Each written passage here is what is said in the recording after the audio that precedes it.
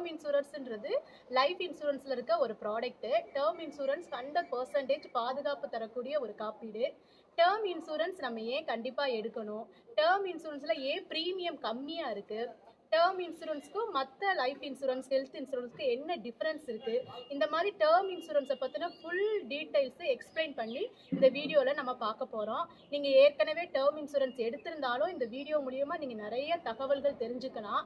இப்ப term insurance வந்து ஏன் பிரீமியம் கம்மியா இருக்கு, எப்படி டேர்ம் இன்சூரன்ஸ்க்கு பிரீமியம் கால்குலேட் பண்றாங்க, அந்த மாதிரி எல்லா விஷயங்களையும் பத்தி நாங்க இந்த வீடியோல டிஸ்கஸ் பண்ண போறோம்.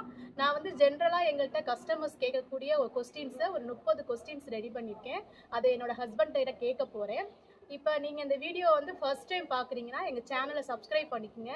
நாங்கள் ரெகுலராகவே இன்சூரன்ஸ் வீடியோ வந்து அப்டேட் பண்ணிக்கிட்டே இருப்போம். வாங்க வீடியோக்குள்ளே போகலாம். இப்போ ஃபர்ஸ்ட் கொஸ்டின் வந்து டேர்ம் இன்சூரன்ஸ்னா என்ன? டேர்ம் இன்சூரன்ஸ் நம்ம ஏன் எடுக்கணும்?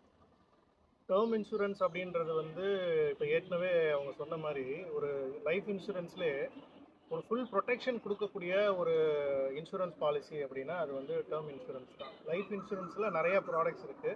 இப்போ டேர்ம் இன்சூரன்ஸும் வந்து அது ஒன் ஆஃப் தி ப்ராடக்ட். இப்போ வந்து உங்களுக்கு வந்து இன்சூரன்ஸ் அப்படின்னாலே நம்ம எதுக்காக எடுக்கிறோம் அப்படின்னா வந்து ஒரு ப்ரொடெக்ஷனுக்காக தான் எடுக்கிறோம். ஸோ வந்து உங்களுக்கு ஒரு ஒரு ஃபேமிலியில் ஒரு பிரெட் வின்னர்